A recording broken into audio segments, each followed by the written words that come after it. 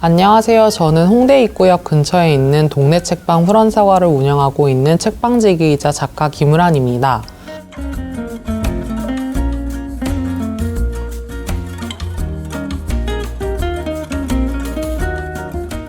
후란서가는 제 이름을 따서 후란의 서재에 놀러온 것 같은 친근한 공간을 표현하는 서점인데요.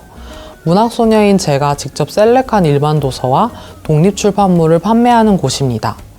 책방에 있는 책은 모두 제가 읽어본 책이에요. 그래서 이 후란서가는 저의 조각들이 흩어져 있는 곳이나 다름이 없습니다. 그 어느 곳에서도 볼 수 없는 저만의 독특한 큐레이션이 돋보이는 서점이라고 할 수 있습니다. 여러분은 어떤 책을 좋아하시나요? 저는 어느 하나 분야의 책을 가려 읽는 편이 아닙니다. 제가 보고 좋은 책, 사람들과 나누고 싶은 책을 가져다 놓다 보니 후란서가에는 다양한 분야의 책이 있습니다. 어떤 책을 사야겠다고 마음을 먹고 오시는 경우도 있지만 정말 우연히 들어와서 마음에 닿은 책을 발견해서 사가시는 분들도 계십니다.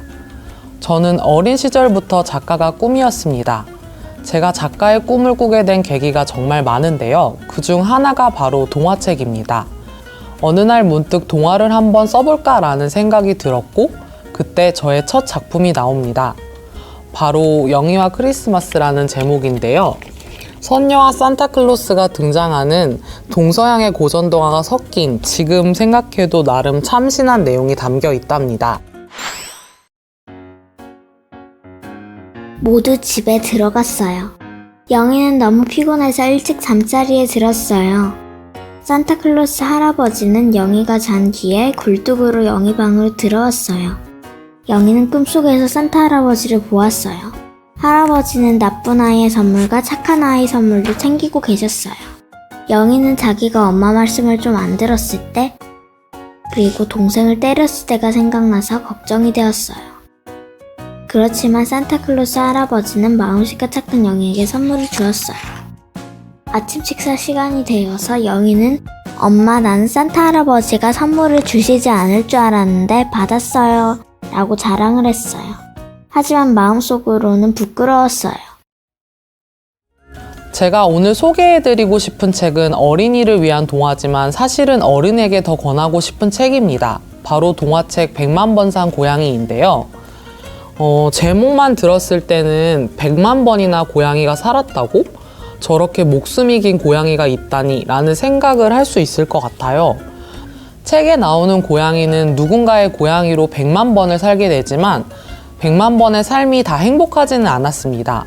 태어나고 죽고 그리고 다시 태어나고의 무한반복이었지요.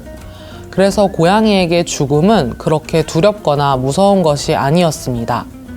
그냥 우리가 자고 일어나는 것처럼 하나의 일상이 돼버렸죠. 그런 고양이가 우연히 하얀 고양이를 만나게 됩니다.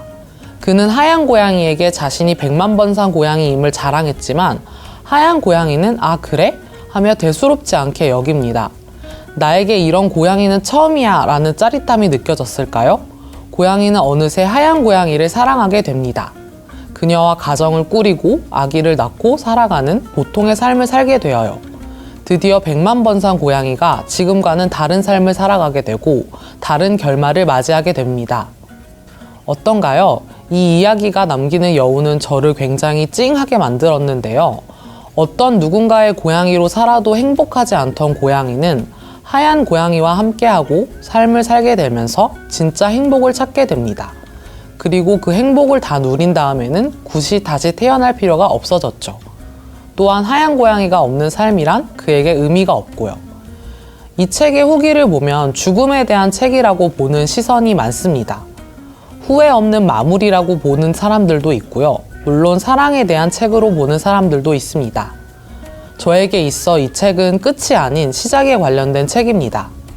이 책이 여러분에게 어떤 의미로 다가갈지 문득 궁금해집니다. 저는 어렸을 적부터 작가라는 꿈을 갖고 있었어요. 작가가 되지 않으면 저는 아무것도 아니라고 생각해 왔습니다. 하지만 많은 이들처럼 꿈은 그저 꿈이던 시절도 있었습니다. 학업에 바빴고 그 다음은 직장을 다니느라 일에 치여 살았습니다.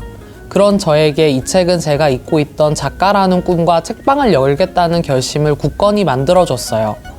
제게 하얀 고양이는 마치 책방이라는 제가 같이 가야 하는 지점이었던 거죠. 그리고 마침내 저는 저의 공간인 후란서가를 열었습니다.